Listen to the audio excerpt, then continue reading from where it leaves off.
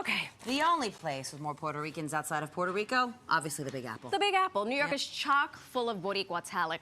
Take a look at one of them from the Bronx. Is it you? Her name means Charity of the Light, and for as long as any of us can remember, Caridad De La Luz has been lighting the way for Puerto Ricans with her actions, her activism, and her talent. Known on stage as La Bruja, her spoken word performances at the famed New Rican Poets Cafe and Loisaida are legendary.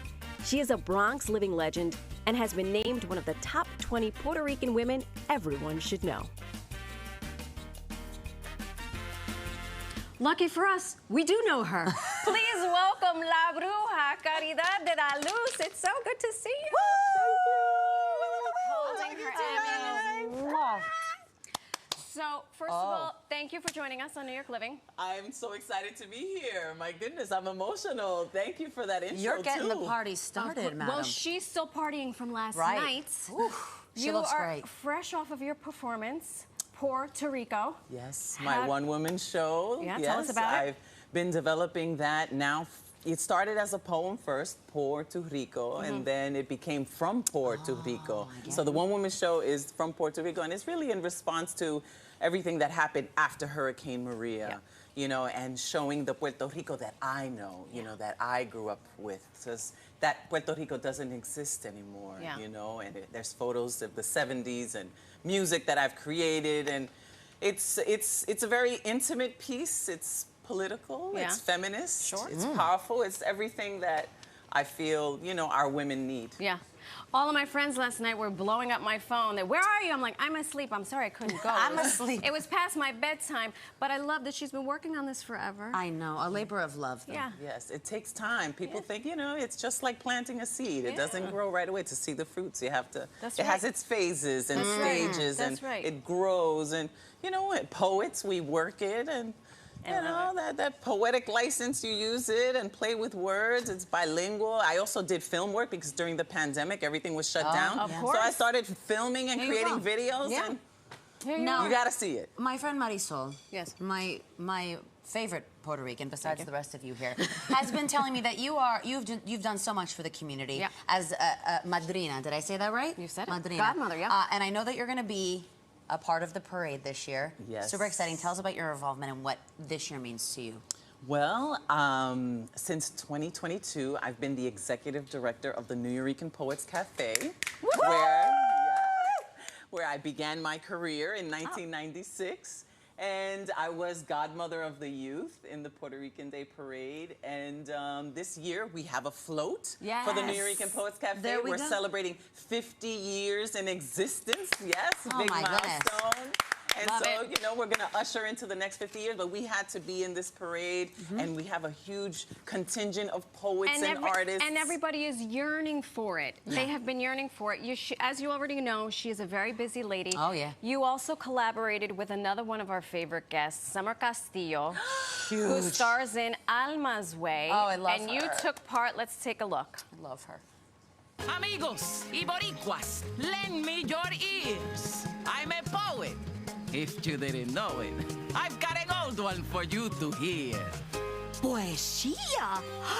Vamos, vamos, vamos. Borinquen, nido de flores. What's she saying? Puerto Rico, nest of flowers. Donde comencé a soñar al calor del dulce hogar que dio vida a mis amores. I know this means so much to you because your grandmother was very important to you. Yes. And she is the one that inspired you to become a poet. Yes. And that episode is really, you know, to be a part of that episode celebrating Puerto Rico and Puerto Rican culture, but to be in cartoon form and then be able to sing, to recite with the abuela, because my grandmother passed away recently, you know, 2 weeks ago, and she was my favorite person and taught me so much. So to be able to do that in cartoon form, I felt like, you know, it was like in the afterlife, I'm able to immortalize her and celebrate her, you know, in that episode, and in many ways too, but that in particular, even after her passing, for it, the timing to live on, to live It is on. divine. It is Kismet, divine. exactly. And I believe that, you know, La Bruja, I believe in those Yeah. things. You know, I'm a Bruja de la Luz. People wonder about La Bruja de la Luz, of the light. Yes. Because we all have magic. You know, it's how you use your magic and what intentions you put behind it. And when there's good, only good can come. So. Why am I getting emotional? Why am I getting? I'm not a speck of Puerto Rican. But you know what? You're Puerto Rican adjacent. And I'm Honor Rican. I like to say I'm an Honor Rican. We love you for it. Thank you. We spoke to John Oh my Leguizamo, gosh. and we were tickled when we saw you appear in the first episode. She's a busy lady. I mean, where do you find the time? John Leguizamo went to Murray Bertram High School. He's a Bertramite. I Shout went to Murray out. Bertram High School. Okay. He inspired me to do one-woman shows. I mean, he's been a mentor. I've worked with him in developing his new musical, Kiss My Aztec. Yeah, and so, yeah, to be able to be in his episode and do a little of my Piragua poem, Yep. you know. God. When the weather gets hot, too hot pa mi gente, here comes a man con lo más refrescante, bright colors, zeros, a flavor so amazing, you know. Everybody loves it. Oh my Well, God, I wonder love if you don't mind hanging out with us all morning, because there's a lot happening.